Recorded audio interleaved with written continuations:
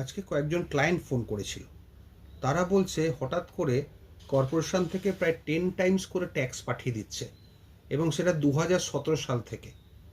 এবং প্রায় কারো 10 টাইমস বেড়েছে, কারো 20 টাইমস বেড়েছে, এবং 2017 থেকে পাঠাচ্ছে, মানে কয়েক লাখ টাকা চলে আসছে। আচ্ছা, এটা কেন হবে? আজকে ইউনিটারি অ্যাসেসমেন্ট সিস্টেমে কথা হয়েছিল যে 20%-এর কম বাড়বে না, 20%-এর বেশি কমবে না, এইটার কথা হয়েছিল। কিন্তু সেই 20%টা কোথায় যেন হাওয়া হয়ে গেল। এর ফলে প্রত্যেকটা মানুষের অসুবিধা হচ্ছে, সে ব্যবসাদার হোক, সে ল্যান্ডলর্ড হোক, সে টেনেন্ট হোক। কারণ আইনটা এতটাই করা হয়েছে, unit area assessment system by KMC, এবং অ্যাপ্রুভ করেছে ওয়েস্ট বেঙ্গল গভর্নমেন্ট। তো ওয়েস্ট বেঙ্গল গভর্নমেন্টই বা কী করে অ্যাপ্রুভ করলো? এইভাবে যদি ট্যাক্স বাড়তে থাকে, তাহলে সাধারণ মানুষ যাবে কোথায়? তার তো বাড়ির মাথার ছাদ চলে যাবে, দোকানঘর চলে যাবে। আমার ক্লায়েন্টরা রিয়েলি খুব টেনশানে আছেন। তারা বলছেন যে এইসব ব্যাপারে কারোর কোনো মাথা ব্যথাই না সরকার পক্ষ না বিরোধী পক্ষ।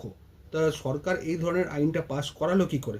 ওয়েস্ট বেঙ্গল গভর্নমেন্ট কীভাবে এই ধরনের আইন পাস করায়, যেখানে 2017 সাল থেকে ডিউ দেখাচ্ছে, তারা ট্যাক্স দিয়ে যাচ্ছে, এবার বলছে অ্যাসেসমেন্ট করাতে হবে 2017 থেকে, তাও স্কোয়ার ফিট বেসিসে। এক একটা এরিয়া এক এক রকম স্কোয়ার ফিট, এবং ট্যাক্স কোনো মাথা মানে ধরা বাঁধা নেই। কার 30 টাইমস বাড়ছে, কারোর 10 টাইমস, কারোর 100 টাইমস, কারোর 200 টাইমস। প্রচুর ক্লায়েন্ট ফোন করছে। তা আশা করি সরকার বাহাদুর এদিকটায় দেখবেন।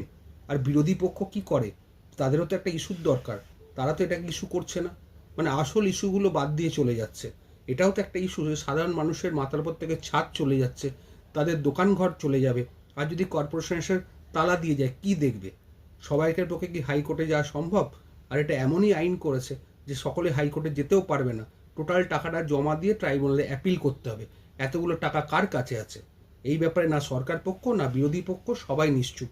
সাধারণ মধ্যবিত্ত মানুষ, সাধারণ খেটে খাওয়া মানুষ, যাদের মাথায় এক চিলতে ছাদ আছে বা একটা দোকান ঘর আছে, তারা আজকে মরে যাচ্ছে।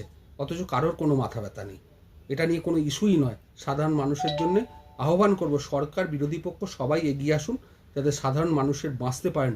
এই ধরনের অমানবিক ট্যাক্স প্রত্যাহার করা হোক। এই ধরনের অযৌক্তিক ট্যাক্স বৈজ্ঞানিক ভিত্তির নাম করে ভুলভাবে ট্যাক্স ইম্পোজ করা হচ্ছে 2017 সাল থেকে। যারা রেগুলার দিয়ে যাচ্ছে তাদের ক্ষেত্রেও তাই। আর এত ট্যাক্সের পরিমাণ সাধারণ মানুষ দিতে পারবে না। আজকে আমরা অন্যদের দিকে আঙুল তুলি, তারা জিনিসের দাম বাড়াচ্ছে, গ্যাসের দাম বাড়াচ্ছে, অথচ সাধারণ মানুষের যে ট্যাক্সের বোঝাটা চাপছে, sponsored approved by the West Bengal government, সেটা নিয়ে কেউ কিছু বলছে না। ওয়েস্ট বেঙ্গল গভর্নমেন্টেরও উচিত বোঝা যে সাধারণ মানুষের উপর এই এত ট্যাক্সের চাপ দিলে তারা কোথায় যাবে? তারা কি বাড়িঘর বেচে দিয়ে চলে যাবে, না ছেড়ে দিয়ে চলে যাবে? আমি সকলের কাছে আহ্বান করছি এই ব্যাপারটা নিয়ে একটু মাথা ঘামানো। এত অত্যাধিক ট্যাক্স দেওয়া সম্ভব নয়, তাও